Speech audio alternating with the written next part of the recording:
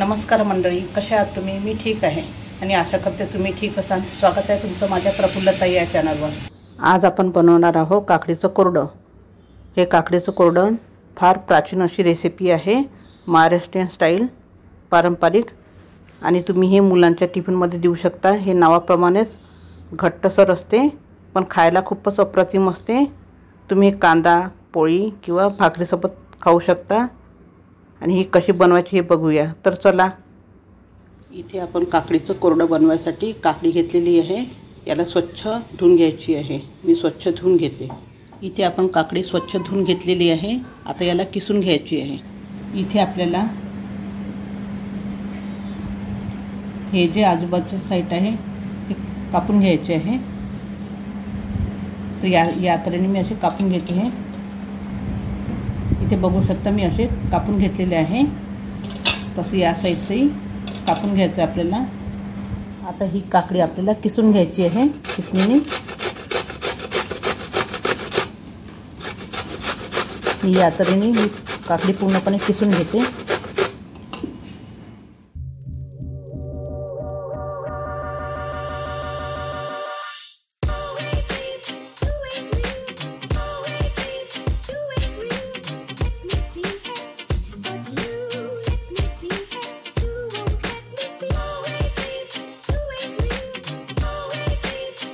अशा तऱ्हेने आपण ही काकडी पूर्णपणे किसून घेतलेली आहे.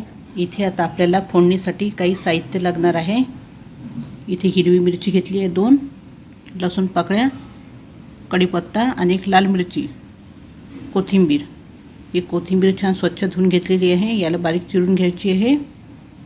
लाल मिरची ही चवीकरता घेतली आहे. कढीपत्ता, लसूणचे साल काढून आपल्याला त्याला ठेचून घ्यायचं आहे. आणि हिरवी मिरची तिखट करता घेतलेली आहे. इथे हे आपण साहित्य चिरून घेतलेले आहे. लाल मिरची छान तोडून घेतली हाताने. हिरवी मिरची चिरून घेतली आहे. लसूण ठेचून घेतलेला आहे. कढीपत्ता चिरून घेतलेला आहे. इथे आपण गॅसवर कढई ठेवलेली आहे. आता फोडणी द्यायची आपल्याला. इथे तेल गरम झालेलं आहे. यात मोहरी घालायची आहे. इथे आपली मोहरी तडतडली की त्यानंतर आपल्याला यामध्ये जिरं घालून घ्यायचं आहे.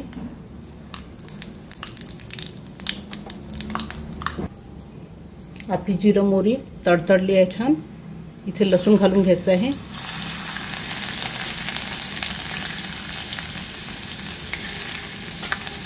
लसूण घातल्यानंतर यामध्ये मिरची घालून घ्यायची आहे हिरवीवाली.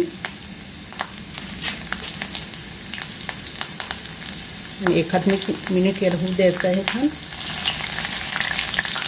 गॅस इथे कमीच आहे. आता इथे कढीपत्ता घालायचा आहे.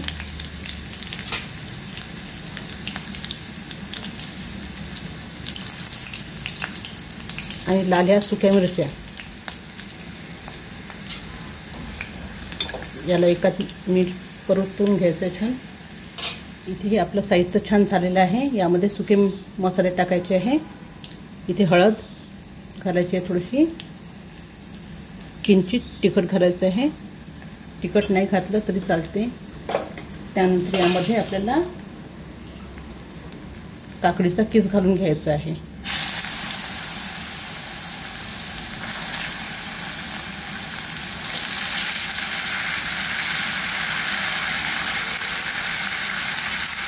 आणि याला छान परतून घ्यायचं आहे.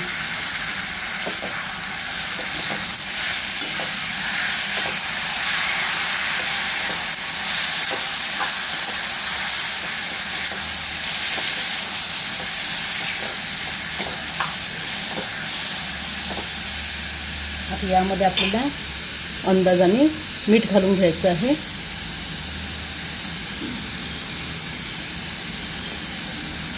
आणि एकदा परत परतून घ्यायचं छान मीठ घातल्यावर.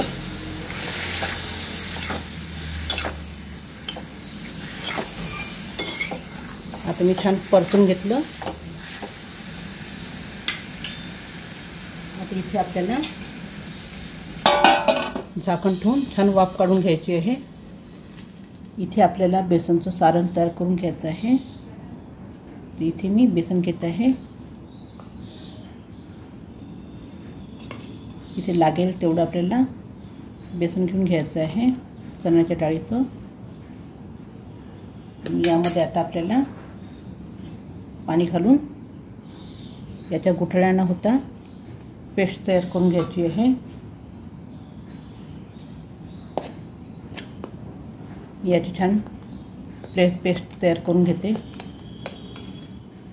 इथे बघू शकता तुम्ही आपण गुठळ्या होऊ न देता छान पेस्ट तयार करून घेतली आहे बेसनाची. तर अशीच तुम्हालाही करून घ्यायची आहे. इथे थोडा वेळ झालेला आहे. आपण बघूया आता आपली काकडी शिजली की नाही ती.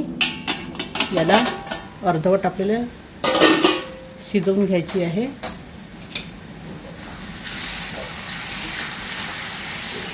आपली काकडी अर्धवट शिजलेली आहे छान.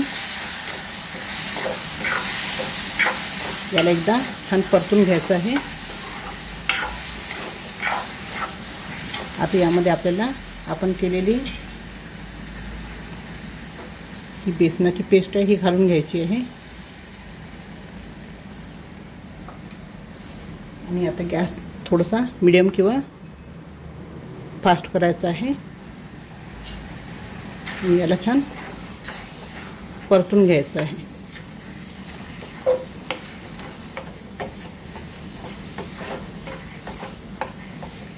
आपल्याला हे परततपर्यंतच गॅस मीडियम किंवा हाय करायची आहे, नंतर कमी करायची आहे. आता इथे गॅस मी परत कमी करत आहे. आता याला परत आपल्याला काही वेळ बेसन शिजेपर्यंत छान वाफ काढून घ्यायची आहे. यावर परत झाकण ठेवून वाफ काढून घेते. इथे आता थोडा वेळ झालेला आहे. आपण बघूया आपलं बेसनाचं कोरडं शिजलं की नाही ते. इथे बघू शकता आपलं हे बेसनाचं कोरडं छानपैकी शिजलेलं आहे. याला आजूबाजूला तेल सुटलेलं आहे, म्हणजे समजायचं की आपलं हे कोरडं शिजलेलं आहे. आता याला गॅस बंद करून द्यायची आहे.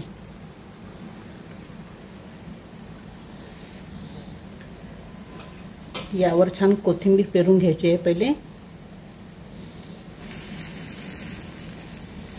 याला छान परतून घ्यायचं. मी गॅस बंद केलेली आहे. आपले हे बेसनाचं कोरडं तयार झालेलं आहे. अशा तऱ्हेने तयार झालेलं आपलं काकडीचं कोरडं. हे कोरडं खायला खूपच अप्रतिम वाटते.